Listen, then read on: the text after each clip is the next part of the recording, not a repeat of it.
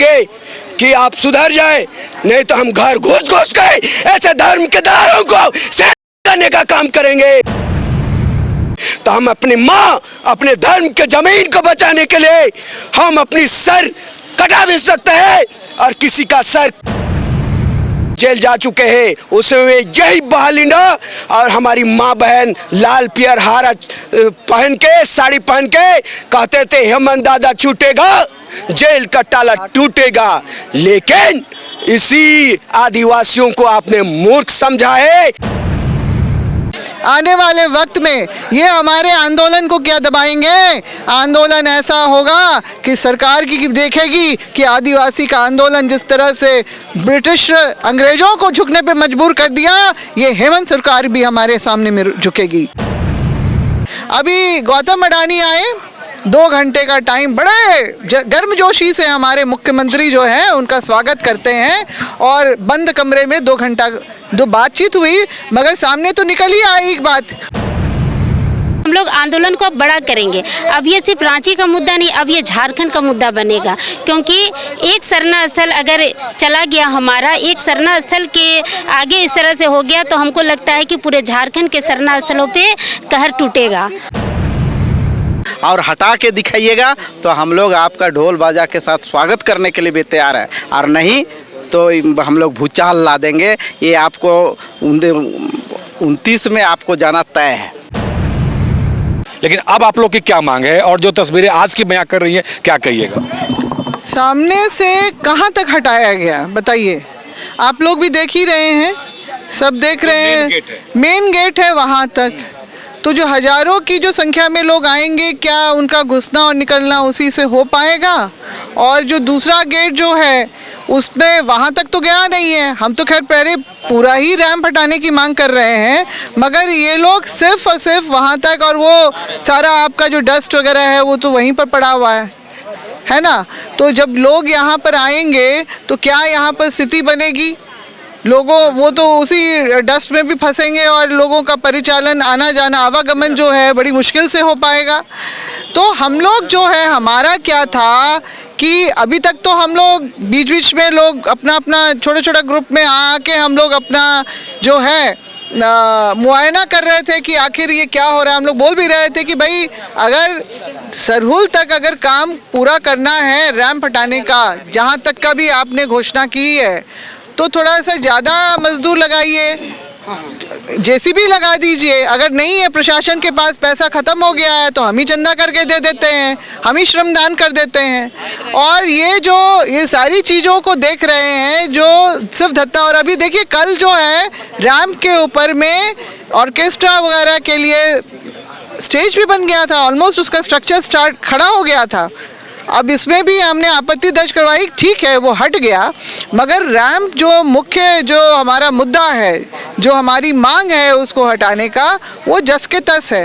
ये थोड़ा सा उखाड़ देना इधर से उधर, वो किसको बता रहे हैं?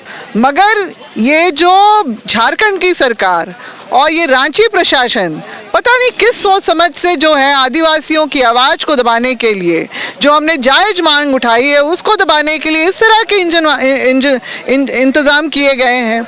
जो प्रेम, सौहार्द, उत्साह और जो उल्लास और एकता का प्रतीक बन गया था इन 56-57 सालों में, आज उसको, उस जगह को जो इन्होंने युद्ध के क्षेत्र में तब्दील कर दिया है, इससे बड़ी विडंबना क्या हो सकती है? देश विदेश में लोग जिस तरह से सरहुल शोभा यात्रा का रिले होके उसको देखते आए हैं, पड़ोसी राज्य देश जो हमारे नेपाल और आपका बांग्लादेश में भी जो आदिवासी हैं वहाँ भी शोभा यात्रा शुरू हो गई। सब जगह ये मैसेज जा रहा है कि जो अबुआ सरकार अपने ही लोगों के साथ क्या कर रही है, किस तरह का अत्याचार कर रही है। अभी गौतम अडानी आए, 2 घंटे का टाइम बड़े गर्मजोशी से हमारे मुख्यमंत्री जो है उनका स्वागत करते हैं, और बंद कमरे में 2 घंटा बातचीत हुई, मगर सामने तो निकल ही आई एक बात कि आखिर किस लिए बात हुई। एक तरफ से ये हुंकार लगाते हैं, ललकारते हैं कि हमारा 1 लाख का जो, और कितना करोड़ का, 1 लाख करोड़ का जो 30 बकाया है वो नहीं केंद्र वापस करेगी। तो हम लोग कोयला नहीं जाने देंगे बाहर, ये सब बातें होती हैं, ठीक है ना। हाँ, और जब अडानी मिलने आते हैं तो वो कौन सा प्लांट बिठाने के लिए यहाँ पर आए हैं, ये भी जल्द ही खुलासा हो जाएगा। जैसे गोड्डा में जिस तरह से किया गया, उस समय तो रघुवर सरकार थी, अभी हेमंत सरकार है, वो क्या कर रहे हैं, उसी लैंड बैंक का इस्तेमाल कर रहे हैं, जबकि 5वीं अनुसूची का ये राज्य है और 5वीं अनुसूची में सरकार भी यहाँ की ज़मीन की मालिक नहीं हो सकती है, गैर मजुरवा ज़मीन की भी, जो लिखा हुआ है उसमें। मगर यहाँ पर तो लोग अपने लाभ के लिए ही सारा कारोबार कर रहे हैं। जनता कहाँ है? हमें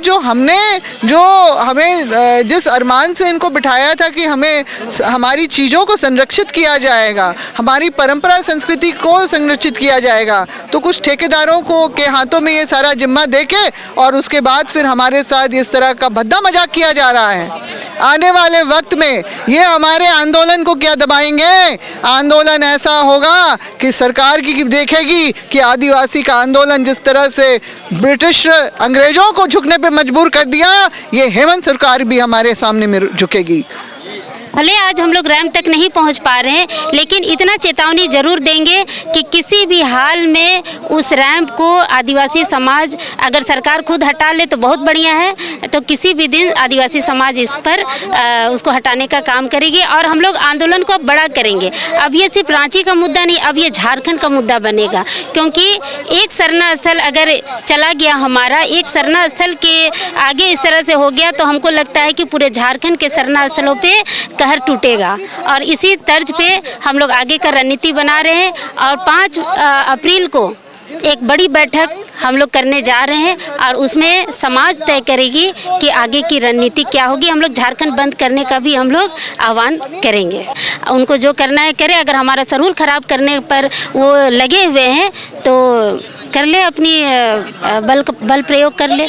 फिर आदिवासी अत्याचार का मामला इस पर बनेगा, पूरा दुनिया देखेगा। कोरे अंग्रेज को तो मैंने भगा दिया, लेकिन इन कारे अंग्रेज से आपको तिल तिल कर लड़ना होगा, चुन चुन के लड़ना होगा।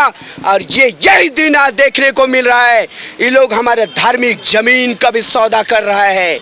तो 2023 में जब कनेक्टिंग फ्लाईओवर ऊपर से जाना था झुडको कंपनी के टेंडर के माध्यम से, तो एलटी कंपनी को कहीं ना कहीं लंबाई में कटौती करके टेंडर दिया गया और उसका पैसा का इन्होंने बंदरबाट किया है ताकि इलेक्शन में मैया योजना और बाबुओं को खस्सी भात हड़िया दारू पिला के वोट ले सके। तो मैं इनको हिदायत देना चाहूँगा, आप हमारी धार्मिक जमीन को आप छूने भी नहीं देंगे। अगर आप एक बार भुयेरी जमीन में जेल जा चुके हैं, उसमें यही बहालिंडा और हमारी माँ बहन लाल पियर हारा पहन के, साड़ी पहन के कहते थे हेमंत दादा छूटेगा, जेल का ताला टूटेगा। लेकिन इसी आदिवासियों को आपने मूर्ख समझा है और जो फ्लाईओवर ऊपर जाना था उसको आपने कहीं ना कहीं लंबाई में कटौती करके हमारे धार्मिक जमीन के गेट में गिराने का काम किया है। तो ये जो जाल बुन रहे हैं समाज को, अस्तित्व को मिटाने का, तो मैं जिस प्रकार आप संथालियों में हमारी धर्म के स्थान को, जाहिर स्थान को जैन को दे दिया गया, तो कहीं ना कहीं भुयेरी जमीन के साथ साथ धार्मिक जमीन में भी सेंधमारी किया जा रहा है। तो मैं यही कहना चाहूँगा, जिस प्रकार दशरथ मांझी ने अपने समाज के लिए और अपने प्रेम के खातिर उसने चट्टान को तोड़ दिया और पानी वहाँ से रास्ता निकाल दिया और पानी पीने के लिए लोगों को जीवन देने का काम किया अपने प्रेम के खातिर, अपने समाज के खातिर। तो हम अपनी माँ, अपने धर्म के जमीन को बचाने के लिए हम अपनी सर कटा भी सकते हैं और किसी का सर कर सकते हैं। तो मैं ये अबुआ, दिकुआ और बबुआ सरकार को हिदायत देना चाहूँगा कि हमारे अस्तित्व से जो खिलवाड़ करेगा, हमारी धार्मिक जमीन का जो सौदा करेगा, ऐसे कोई भी दलाल बीच में आए उनको हब्बा कसने का काम नहीं करेंगे। हो सकता है हम उसका घर में घुस के उसका एक एक खपरा, उसका पिलर को भी उखाड़ने का औकात रखते हैं। बिरसा मुंडा ने अकेले पूरा अंग्रेजों को भगा सकता है। तो हम झारखंड वासियों के खून में इतनी अभी बाकी है रक्त कि हम अपने अस्तित्व, अपनी माँ, अपनी जमीन की रक्षा के लिए हम अपने सर भी मुड़वा सकते हैं। और जो कालिक पोता है आदिवासी समाज में, हम तेरे घर में आपको घुस के हम कालिक पोतने का काम करेंगे। और पूरे समाज के लिए काला दिवस है कि हमें सरहुल शांति से मनाने नहीं दिया जा रहा है। जब बोला कि हम 2 दिन में मुंबई से आएगा इंजीनियर और फिर से नया बनाएंगे, तो हवा में लटक रहा आपका इंजीनियर। अरे हमसे पूछो कि कैसे बिरसा मुंडा का खून में इतना बौद्ध ही किस तरह जयपाल एनी और अब कार्तिक बाबा का, कि फ्लाईओवर को कैसे हम फ्री में आपको मुहैया कराएंगे इंजीनियर। हम खुद ऐसे इंजीनियर पैदा है, हमारे बिरसा का औकात है, हमारे उनके नसों में इतनी बुद्धि है, हमारे खून में इतनी क्षमता है कि जिस प्रकार हावड़ा में बोला जाता है कि जो कनेक्ट होता है ब्रिज ऊपर 2 भाग करके पानी जहाज नीचे से उतारा जाता है, तो उसी प्रकार हम हाइड्रोलिक करके हो सकता है जमीन के अंदर वो ब्रिज को घुसा दे। इतनी बुद्धि है हमारे में, इंजीनियरिंग हम भी थोड़ा जानते हैं। तो फ्री में आपको इंजीनियर प्रोवाइड करेंगे और हमारी माँ बहन सुरक्षित सरहुल की शोभा यात्रा निकालेंगे, तब न सुरक्षित बचेंगे, तब तो फिर से तुम जेल जाओगे। जो ये 28 विधायक सांसद जो आरक्षित सीट लेके गूंगा बैरक बन के बैठे हैं, आप जेल फिर पर कहाँ से हेमंत सोरेन की तरह अंदर जाएंगे, तो फिर से हम आएंगे लाल पियर हाड़ा साड़ी पहन के धोती लगा कर बोलेंगे हेमंत दादा छूटेगा, जेल का दादा टूटेगा।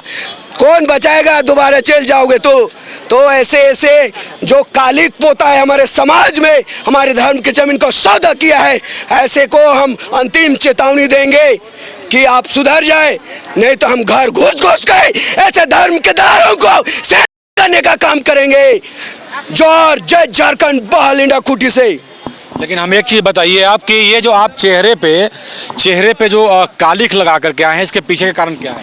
बात ऐसा है दादा, हमार धार्मिक जमीन जब लुटाए गेलो बेचाए गेलो अब वह सरकार में, तो हम अपन चेहरा के मतलब कालिक, हमारा अबुआ सरकार ने हमारे समाज के लिए कालिक पोतने का काम किया है, हमारे अस्तित्व को मिटाने का काम किया है। तो ऐसे 28 विधायक सांसद और मुख्यमंत्री जो अबुआ सरकार में बैठे हैं, इसको हम कालिक पोतेंगे आने वाले समय में। आज हमारे समाज के लिए कालिक पोते हैं, कल हम उसका घर में उसको घुस के कालिक पोतने का काम करेंगे और करने का भी काम करेंगे ऐसे धार्मिक जमीन के दलालों को। तो आज मैं पूरे समाज से आह्वान करता हूं, जो हमारे धार्मिक जमीन को जो सौदा किया है, हमारे शरीर में ये कालिक पोता है, तो मैं ऐसे को आप बहिष्कार कीजिए समाज से। ऐसे लोगों को अपने स्टेजों में ना बैठाए जगह दे, ऐसे दलालों को अपने समारोह में ना बुलाए, उनको बहिष्कार कीजिए। हमारे धार्मिक जमीन को बेचने करने का भी काम करेंगे।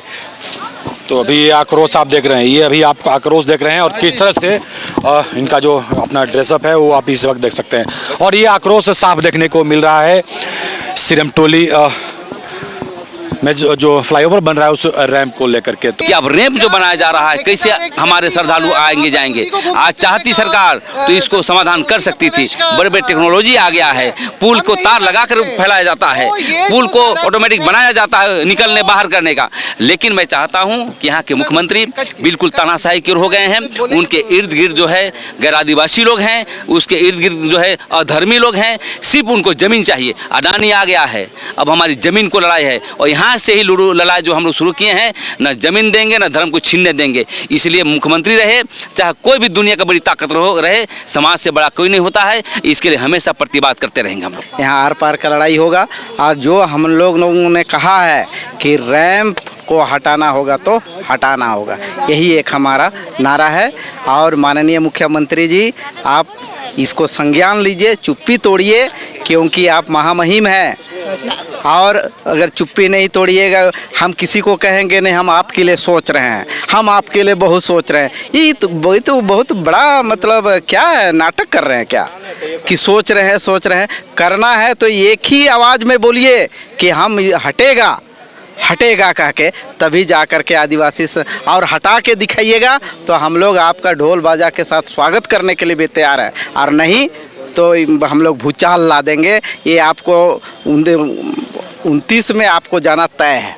जिस तरह से कुछ और भी नेता आपके समाज के हैं और पहले आप उनके साथ दिख रहे थे और वैसे लोग अब नज़र नहीं आ रहे हैं, क्या कहिए? पहले वो हमारे साथ दिख रहे थे, हम उनके साथ नहीं दिख रहे थे।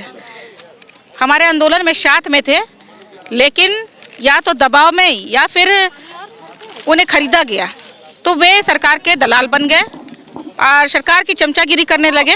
लेकिन जनता का भावना हम लोगों से जुड़ा हुआ है और रैंप से जुड़ा हुआ है कि जो हम लोग की मांग है केंद्रीय शरणा स्थल को संरक्षित करना, उसके लिए जनता हम लोगों से जुड़े हुए हैं और लगातार हम लोग बहुत सारा आंदोलन किए और आने वाले समय में एक बड़ा व्यापक आंदोलन हम लोग तैयार कर रहे हैं। अगर रैंप नहीं हटा तो सरकार को खमियाजा भुगतना पड़ेगा। तो आज की खबर में बस इतना ही। बने रहे SMP न्यूज के साथ, अपना ख्याल रखें क्योंकि आपसे हम, आप है हमारी ताकत। लेटेस्ट अपडेट के लिए हमारे फेसबुक पेज को फॉलो और लाइक जरूर करें, तो वहीं विस्तृत खबरों के लिए हमारे YouTube चैनल को सब्सक्राइब जरूर करें। आप सभी का बहुत बहुत धन्यवाद।